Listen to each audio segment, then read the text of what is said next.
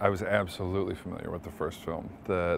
Chris Pratt is one of my favorite actors working today, and the Guardians film for me changed everything. For someone who maybe wasn't as big of a comic book fan, the way that they approached that movie with a real sense of humor, and kind of posing it as a film that didn't take itself as seriously as maybe some of the other franchises, it stood out. It stood out for sure. Taserface is one of Yondu's space bounty hunters, one of the many in his army, who doesn't like the way that things are going and decides to take it upon himself to lead a little mutiny against Yondu himself. I have been a fan of Michael Rooker's for a long time, and I was happy to find out that he is just as mischievous and twisted as I hoped he would be. He is a lovely imp of a man. He's an amazing actor who has so much fun on set and creates a very lively, very unpredictable, very enjoyable space to work in.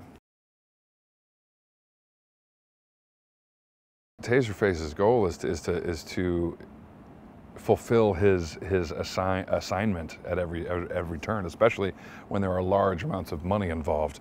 And it's unfortunate for the Guardians that this time around the money involves delivering them to their end, to their doom.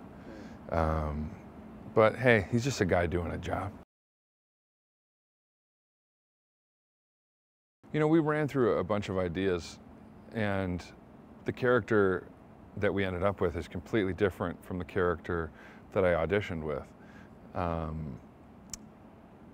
But once you see the costume and the makeup and the teeth and the fake contact lenses and all of these things come together, you have to elevate the performance to match all of this artistry that has been provided for you, all of this hard work that's gone into the makeup and the costume and all of these things. You have to rise to its level, and so it was one of the more vocally strenuous things I've ever had to do. I had an amazing makeup team. Brian and Laura would meet me every morning at somewhere between 4 and 5 o'clock in the morning, and we'd get started. It started out at about 3.5 hours worth of work, and we got it down to 2 hours. So 2 hours in the makeup chair, as you will find out when you interview some of the other people in this film, is a cakewalk. And they made it really easy, and they made it very comfortable.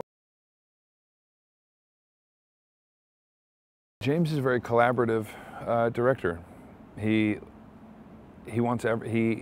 creates an atmosphere of fun on set, which, you know, a lot of people who would be handed this much money and this big of a film might be under a little bit more stress than I'm sure he is under, but he doesn't let anyone see it, and he doesn't let those stresses affect the mood on set.